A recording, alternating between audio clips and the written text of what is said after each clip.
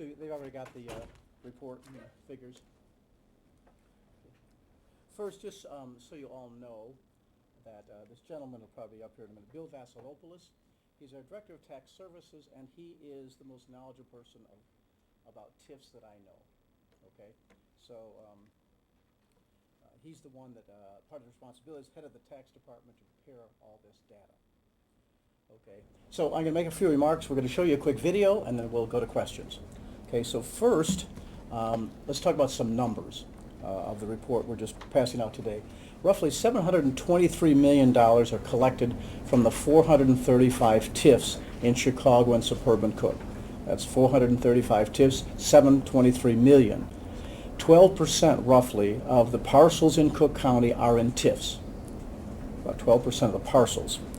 Now, let's look at Chicago first. 154 TIFs in the city of Chicago. Chicago TIF revenue, $457 million. It's been right around that $500 million now for several years. So you can see, just in 2 years, that could be $2 billion. So it's a lot of money we're talking about.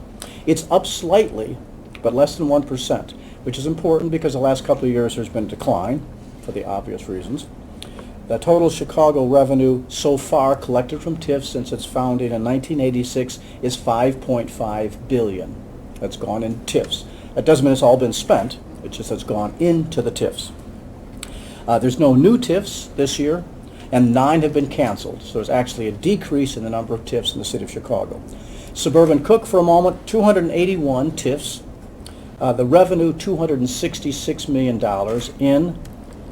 This is all in your reports, by the way, so you don't have to write it all down. Now, in suburbs, they're down 3% from last year's $275 million. So decline in the suburbs slightly. And 69% now of all suburban towns have at least one TIF. So you see actually a growth in the suburbs, a decline in the city, at least in the number of TIFs. The suburbs have 8 new TIFs, and 11 have been either canceled or had some parcels removed. That's in suburbs. Okay, now I'm going to make a few comments about TIFs, particularly in Chicago, where they tend to be a little more controversial overall. As you may know, 3 years ago, I called for a moratorium on new Chicago TIFs. And I am pleased that the stampede has slowed down. We called for the TIF because we wanted time for the new administration to review these issues and to provide more transparency, and the public could have a great understanding of how all this money is being spent. Now, the city, I believe, is making some headway. For example, there have been no new TIFs. Okay, they've had time to review some things, canceled 9 of the TIF districts, not added any new ones, and they're posting more TIF information online. Also for us in the clerk's office, I think there's an improved dialogue. They're open to suggestions that we've been giving them about transparency, and hopefully some of those ideas will be implemented. So for at least us as an office, I think there's ongoing good communications. But there is enormous room for improvement in accountability and the balance of how these TIF funds are spent, particularly when so many of the tax dollars are targeted for downtown. Like many of you, I had many ideas for making TIFs more transparent, easy to understand. Here's just a few. I'd like to see a comprehensive report excuse me, on all Chicago TIFs, which would detail things like this. How much of that $5.5 billion spent to date has been spent? I'm sorry. How much of the $5.5 billion that has been collected has been spent? How much of it's clearly earmarked for a project? Because remember, these many years these TIFs have, up to 23 years, in some cases longer. How much is encumbered for a specific project? How much has been ported? Now, just make sure everybody understands that. There's a law which allows, if TIFs touch each other, that's why we put other maps on the mail or on the wall. If TIFs are touching each other, they can actually move TIFs from one to another. It's another thing that needs a lot of scrutiny. I know it causes great frustration for the aldermen that don't usually complain too much. But so that porting has been very critical to the city. It's a way to accumulate lots of money if you want a project in one TIF, but you don't have enough money. Also, to break down the distribution of dollars by project type, schools, parks, libraries, infrastructure, all these things will be very important, because what we're looking for as we try and make these tough judgments about are we spending the money as wisely as we should? Should we cut back on more TIFs? Should there be greater surpluses? To go back to the other taxing bodies, we want more information, and we want it so it's easily understandable. I mean, for example, we closed down the Central Loop TIF. I'd love to have something which really spent how we spent that, I don't know, $1.5–2 billion. Okay, a lot of those went. I mean, an awful lot of buildings up and down Michigan, Wacker, and so forth, State Street benefited from these TIFs. Okay, is that clear to the public? Why and what other benefits it brought us? Next, I urge the mayor and city council to declare a TIF surplus as soon as possible so that Chicago Public Schools can get much needed infusion of money. Now, one of the things we pushed for way back in the moratorium is since we did believe at that time that too many TIFs did not have really elaborate programs, and given that we had so many crises with other taxing bodies, we encouraged, like many aldermen, to have TIF surpluses. The previous mayor did that for a couple of years. The present mayor has done that. We have every reason to believe the mayor is going to do that again this year. We just would like to see that speeded up, given because the crisis in the schools, and this is certainly not all the city's fault or the Board of Education's fault, but there really is a crisis. It comes out every day about, schools are going to be missing this, whether it's art, music, all sorts of programs. So it would be nice, the sooner the better, to make surplus funds available. Last year, Chicago returned $10.5 million in surplus funds to CPS. I would hope they could do much more this year. How do you explain to the kids in many of these schools that gym, music, art, other kinds of things are canceled while profitable businesses, and we respect those businesses, but while profitable businesses downtown receive 25, 30, 40, 50 million, whatever, to help their development? It's a hard explanation. TIFs have no doubt over the last 10, 20 years helped to make downtown Chicago look good, and people were proud of that, part of the move toward a global city, part of increasing tourism. The question really is not enough is being done in the neighborhoods. And that's a classic battle, and all I can suggest is I think that's where the battleground is. I think that's where the public dialogue needs to be.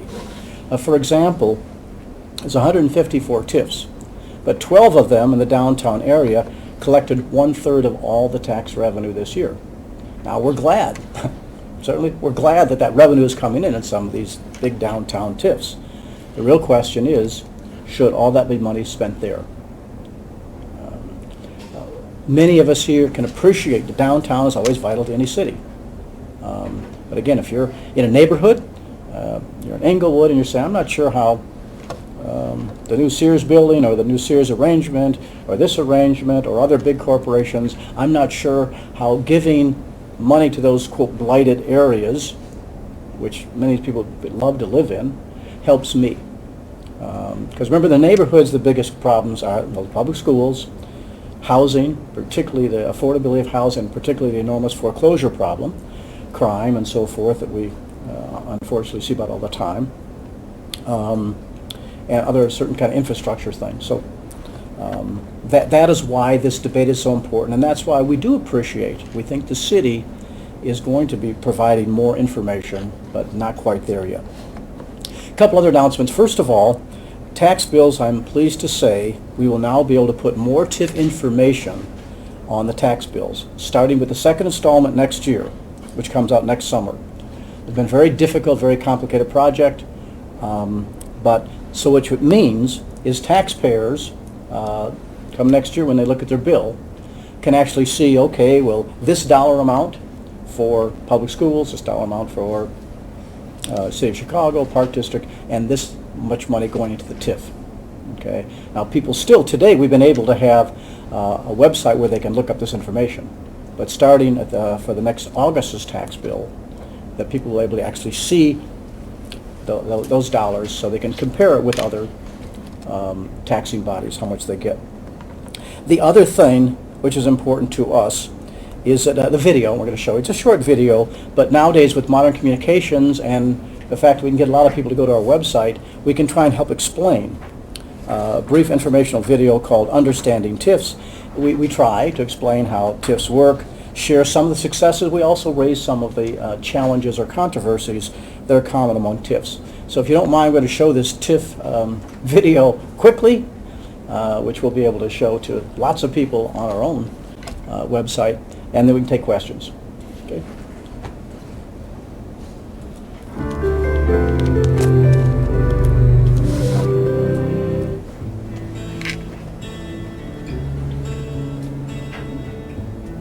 Music. David Orr, Cook County Clerk, and in this video we have some important tools for you to better understand TIFs. If you live in Chicago or suburban Cook County, you probably live near or in a TIF district. What is a TIF? That's TIF stands for Tax Increment Financing. Illinois law allows cities and villages to utilize tax increment financing as a tool to spur economic development where it otherwise would not occur. Many cities and villages have areas that just can't seem to get on their feet.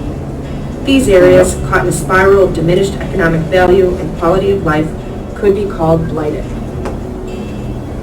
How are TIF districts created? A municipality conducts a study to determine if an area is eligible for tax increment financing because it is blighted or in danger of becoming blighted. If the area meets the state standards for TIF districts, the municipality determines the TIF district's priorities, creates a development plan, and prepares a project budget. Since 1979, more than 500 TIF districts have been created in Cook County. That's a lot of TIFs. How is TIF money generated? Property taxes are based on a taxing district's levy request and the equalized assessed value, or EAV, of the parcels in the district. Together, those generate the tax rates that appear on a property tax bill. When a TIF district is created, its EAV is frozen for the life of the TIF, typically about 23 years. But the value of the property in the TIF district increases as development occurs. Tax revenue collected above the frozen value goes into the TIF fund. Since 1986, more than $5 billion has been collected by Chicago TIF districts. In 2012, the city's TIFs, if they were considered a single taxing body, would represent the third largest district in the city, behind only Chicago Public Schools at $2.2 billion and Chicago itself at $929 million. In 2012, $457 million was collected by Chicago TIFs and $266 million by suburban Cook County TIFs. In most cases, taxpayers outside the TIF pay more to generate the revenue requested by the taxing districts. For example, if a taxing district requests $1 million and $300,000 is diverted to a TIF, then taxpayers must pay an additional $300,000 to make that district whole. How can TIF money be spent? The TIF district redevelopment plan should provide project details and estimated costs. Some of the ways TIF dollars are typically spent include planning expenses, surveys, engineering, and consulting fees, acquiring land, environmental cleanup, and building demolition, infrastructure improvements like sewers and sidewalks, job training for businesses within the TIF district, constructing new buildings like libraries and office parks, renovating existing buildings,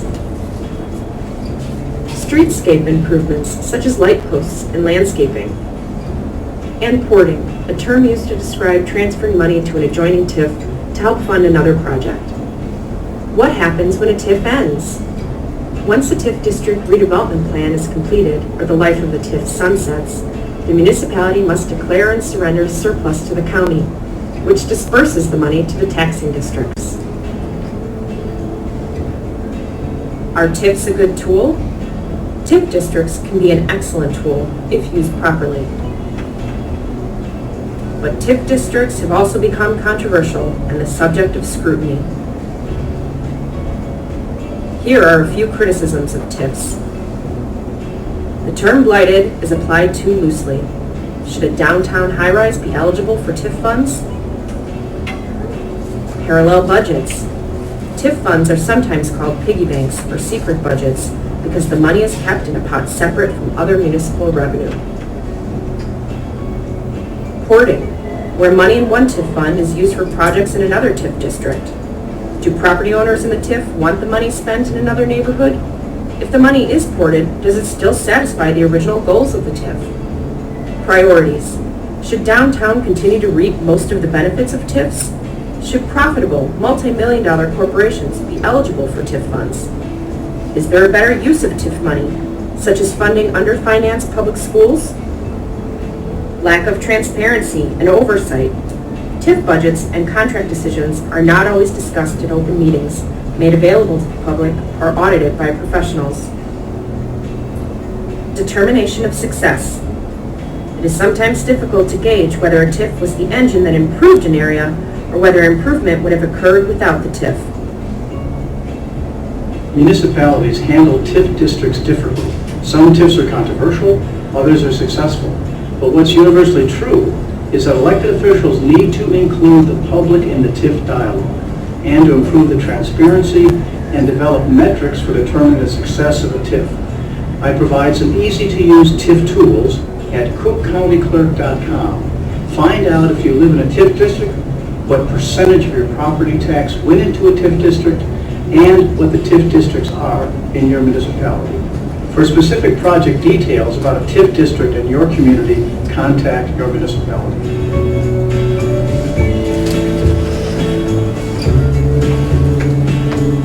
And thank you, Cody, for the good work on this. It's nice to have all these young people with all this, talent to do this kind of stuff. Okay, any questions? Yes, sir, David. David, in the tax bills for next year, can you explain a little more how that's going to show up? Will it tell people, and exactly the amount they're spending for that TIF district? Or? Yeah, and if I need Bill, I will. So when you look at your tax bill now, let's say you're a Chicago resident, okay, you will see $450,000 or $450 went to the schools, $220 went to the park district, et cetera, okay? Now, the TIF district, if you're in one, will be on there, okay? So it'll give the dollar amount, right? So it'll say, again, this much for the schools, which is the most, Chicago, park district, et cetera, and it'll have that money. So when you look at it, you could say, that's interesting, that this much money from my property tax bill this year is going to the TIFs. Now, we warn you ahead of time, and you're probably already on this case, is that could vary dramatically, that amount. Okay, and that we'll get to that next year. It's a good thing to do, but there will be some confusion on that because the dollar amount on that might be kind of dramatic. It could be a large number, it could be a smaller number. Depends on all these other factors. But the good news is that way they can look at it. They don't have to, because right now on the back of the tax bills it tells you to look at our website where you can look at the TIFs. So this will be a project we've worked hard on, and again, I congratulate Bill and his staff because given the kind of structure or basis of the way we do taxes in Cook County, this is I don't want to use the word workaround, it's more of a procedure that we wanted to do. It's been hard to do. They've now accomplished it. And that's new for this round of property tax bills? It'll be new for next year. So in other words, in the second installment next year, if we again are on time for August of 2014, those tax bills will now have this because we have to do it on that installment, and we think it'll be ready by then. So it sounds like you think Mayor Emanuel is doing some good things on this, making some progress, but he's not there yet. Well, I'm certainly open. I think there's some things that we're pleased by. In other words, there wasn't a stampede for a lot of new TIFs. They did cut back. The task force, I'm not sure if they finished all their work. I know they're disbanded, but the task force did some decent things. They haven't been, like I say, a lot of new TIFs. There is some more information available, but like I said, there's a long way to go. So part of it is transparency, okay? And part of it, like I said, was just the judgment, okay? There are plenty of people who would say, hey, downtown's an economic engine, so we think the balance is good the way it is. And there's many others, perhaps led by the best example of that challenge is from people concerned about the schools. And so so what we want to see more of is that we appreciate the fact that they're reviewing. Okay, I'm using the word review rather than audit, but what I'd love to see as soon as possible, every single one of these TIFs carefully audited and carefully reviewed, meaning this. The reason the city was able to come up with surpluses, because somebody, like last year, they took money from 105 TIFs to do the surplus. So somebody had to do some evaluation. But it also suggests that there's a lot of these TIFs that are sitting there collecting money that there aren't real hard plans for. And I made a reference before. This is a balancing act, okay? And so we need to be very, very tough. And we need that information to say, wait a second, we keep collecting all this money in some of these TIFs, almost $500 million this year, but do we need them all to be in those TIFs? So when we talk about surpluses, and the aldermen are calling for them now, and I appreciate the good work some of those aldermen are doing, is because we all suspect that they're not airtight, top priority plans for each of those TIFs into the 15th, 20th, whatever year.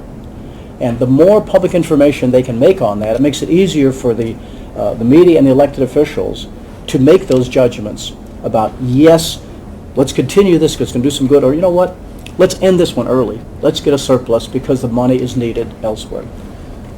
Okay, so yeah, I'm still hopeful, but we'll see. Like you mentioned that they did about $10.5 million for CPS with the surplus last year, but you said you wanted much more. How much more and how soon? A fair question. I can't tell you how much more because I'm not doing this review. I would hope it could be large. The soon I'm hoping for, is when I say soon as possible, is that I saw today's paper, an article in there, and I assume that, again, the administration is responding to all this criticism of all of a sudden we find out lots of these schools that all of a sudden are not going to have certain kinds of classes, and there really is a budget, serious budget problem. And they came up with some dollars that they're going to take earlier. So what the ideal would be is before we open the schools, that some of these things could be resolved. Now, I'm not sure they can do it. I'm glad some of the aldermen called for this, but the sooner they declare a surplus, the sooner that money could be distributed. Or if they could publicly announce it'll be so much, just like what the Board of Education said today, is this money usually is dispersed later, but we're going to disperse it now. So today's announcement to me suggests they see the crisis, and what I'm suggesting, a bigger surplus as soon as possible. They're always going to need the money, but right now there is turmoil among many public schools and what they're going to have. So I think soon, but I can't give you a dollar amount. How much money is, surplusable to potentially go to CPS? What is that potential dollar value? Well, remember, first, they're roughly about 50% of most of property tax bills. So if they declare a surplus of $20 million, roughly the schools get about 10. Okay, so and the other taxing bodies would benefit too. The key to how much is why for years we've been asking for more accountability, more transparency. I'm suggesting, and I don't want to put down, there's some exciting projects in the neighborhoods too, and I'm not privy to the analysis of each of the 50 aldermen what they're doing.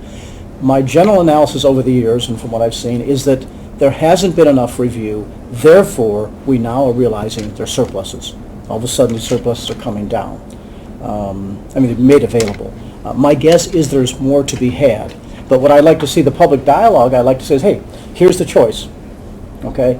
These things are going to happen with the money we talked about in this year or 10 years from now versus these things.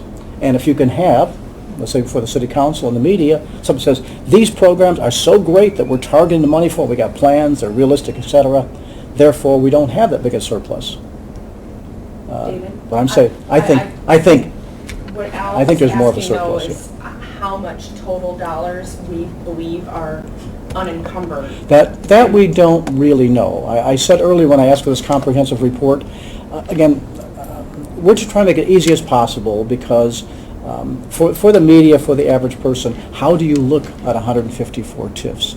How do you do that analysis, kind of what year they're in, and how much has already been earmarked, like we said? That's what we would love to know, because the administration knows more. That's why I use the example of last year. Somebody had to review TIFs, and they said, you know what, we can take money out of 105 of them. So they've started a process. I just wish that'd be much more public. Then we could answer your question more about what more could be taken. But that's not information, that's surprising, I think, to some people, that there could be this pool of money out there and we just don't know how much it is. Well, again, If I'm understanding it correctly, I'm just trying to, I think it's just surprising that the money's not. I don't think that's been, what we tried to say for years, particularly the previous administration, there was much less transparency. And when this was bringing in $500 million every year, like I said before, in 4 years, that's $2 billion. That's a lot of money. Okay. Now remember, the other problem about that is the administration has to be much more open about it, which we're hoping this one will, or the aldermen have to be, let's say, more demanding. But it's hard for the aldermen too. I don't think they always feel like they are given all the information soon enough about their own TIFs, and that again they want to get whatever they can for their neighborhood. Yes. The city, in its own TIF reports, they often post financial data going from July to July in the fiscal year. Are your numbers a calendar? Tax fiscal year. Calendar Yeah. year? Tax year. Tax year. Okay. What is tax year? Sorry. So the report right now is for the 2012 tax year, it's a calendar. Okay, calendar year. Okay. See, by law, since we set the tax rates for all the municipalities in Cook County, that's how we have this fiduciary responsibility to this TIF report. And over the years, we've just tried to make it a little more clear. You can see it's pretty darn complicated. But try and make it more clear, because my objection 5 years ago, for example, 7 years ago, was just enormous pot of money that few people really knew what in the world it was being spent on. So am I correct that the city does not report to you, the money that's encumbered in each of these TIF districts, or the expenditures year to year, what they've spent the money? They don't have to report really anything to us, except they're one of 100 and some taxing bodies that we deal with. So we help set their tax rate. We have, I think, a better working relationship with them, and I do believe they're trying to make strides to make some of that information more available. But that's what we're all trying to get. Reporters trying to get it. Thousands of students have written papers on TIFs, and it's fascinating because they end up in the same spot. Oh, where do I go? Okay. On the other hand, there is some information there, and it just takes an enormous amount of work. They are required to post on the comptroller's website. I'm sorry? They are required to post on the comptroller's website annual reports that they create. So you can find information in addition to their individual website. The Illinois State Comptroller's website has that. But no, they're not required to give us anything. Ours is strictly revenue, based on tax bills. Okay. Two of the bigger ticket TIF districts were drawn to include development sites that have been mentioned for casinos in this town. Is it part of a stealth campaign for a casino here? Well, let's put it like, I couldn't answer for sure. Let's put it like this. Cities need to plan, okay? The city's made it clear they want a casino. There's been ongoing deliberations. So there's no question that they're scheming, okay? All I can say is that I wish more of that was in the public light, okay? We now know, looking back over a few years ago, there was enormous planning, you can use the word scheming depending on your point of view, enormous planning around the World's Fair. A lot of, we think, the Porty and a lot of it, we suspect, I think with good evidence now, that they were looking at that. Now, there's nothing wrong with a government looking at contingency plans, okay, whether you support a casino or you don't, or a World Fair you don't. The problem is very little public information available, and that's what we need. Let the public help decide, elected officials help decide whether or not this, quote, TIF money should have gone into the World's Fair, like they planned, or should go into, I'm sorry, Olympics, I'm sorry, yeah, Olympics. It is a world. It is, yeah, it is, the Olympics, you all, thank you for correcting me. whether Olympics or casino. So, yes, I'm sure they're planning it or even scheming about it. I wish that was more public. So there'd be good public dialogue on these things. Okay? Thank you all.